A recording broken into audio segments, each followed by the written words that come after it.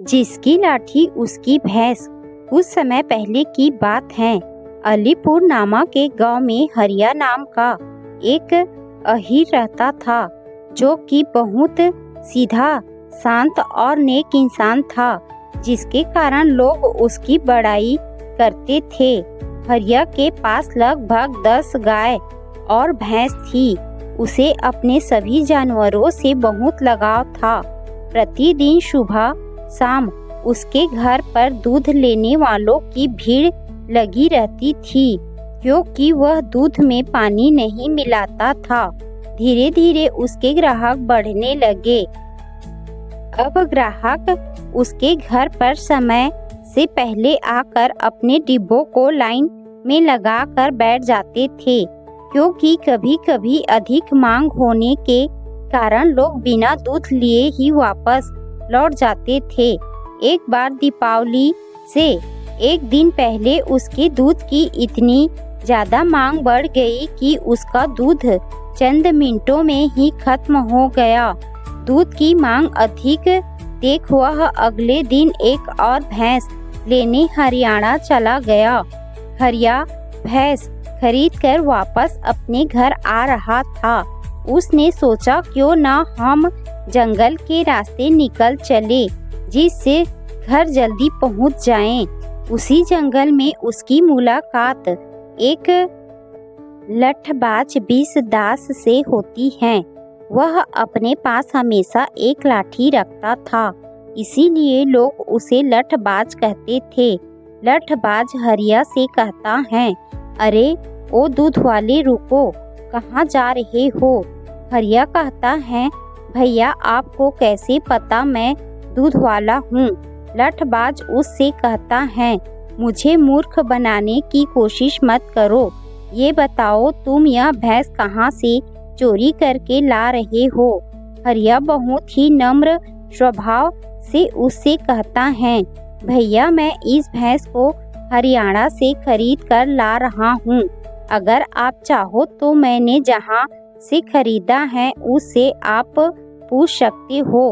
बीसदास फिर से कहता है, तुम मुझे मूर्ख नहीं बना सकते। मैं इंसान को देखकर पहचान लेता हूँ। अगर तुम इस भैंस को खरीद कर ला रहे होते तो जंगल के रास्ते नहीं आते, तुम मेन रोड से होकर जाते। हरिया कहता है, भैया अंधेरा होने से पहले जल्दी घर पहुंचने के लिए मैंने जंगल का रास्ता चुना था। लठबाज ने उससे कहा, अब मुझे तुम्हारी सफाई नहीं चाहिए। लाओ भैंस मुझे दे दो, नहीं तो मैं तुम्हारी ऐसी हालत करूँगा कि तुम अपने आप को नहीं पहचान पाओगे। उसकी बातों को सुन हरिया डर जाता है और वह अपनी भैंस की रस्सी उसको पकड़ा देता है। लठबाज फिर से उससे कहता है, तुम तो बहुत बड़े डरपोक हो। एक ही बार कहने पर ही तुम आसानी से भैंस दे दी।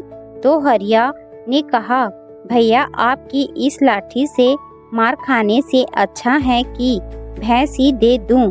लठबाज ने कहा, चलो अब यहाँ से चले जाओ, नहीं तो यह लाठी तुम्हारे ऊपर गिर ही जाएगी। हरिया ने थोड़ा सोचकर लठबाज से कहा, भैया मैंने अपनी भैंस आपको दे दी है। मेरी पत्नी ने कहा था कि खाली हाथ मत आना।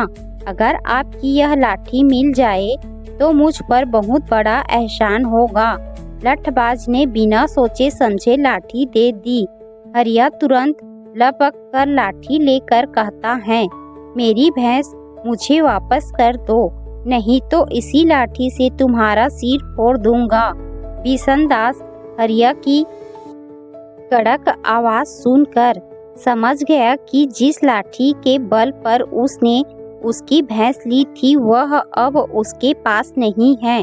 उसने चुपचाप भैंस की रस्सी हरिया को पकड़ दी और कहने लगा कि मैंने तुम्हारी भैंस तुम्हें लौटा दी, अब तुम भी मेरा लाठी वापस लौटा दो। हरिया समझ गया था कि अगर इस बार इसके हाथ में लाठी लगी तो भैंस मेरे हाथ से निकल जाएगी। उसने फिर से कड़क आवाज में उसे जवाब दिया। कौन सी लाठी? कैसी लाठी? भाग जाओ यहाँ से, नहीं तो मैं इस लाठी से मार मार कर तुम्हारा हाल कर दूंगा। इस तरह से विषदास घबरा जाता है और वहाँ से भाग जाता है और हरिया भैंस लेकर अपने घर आ जाता है।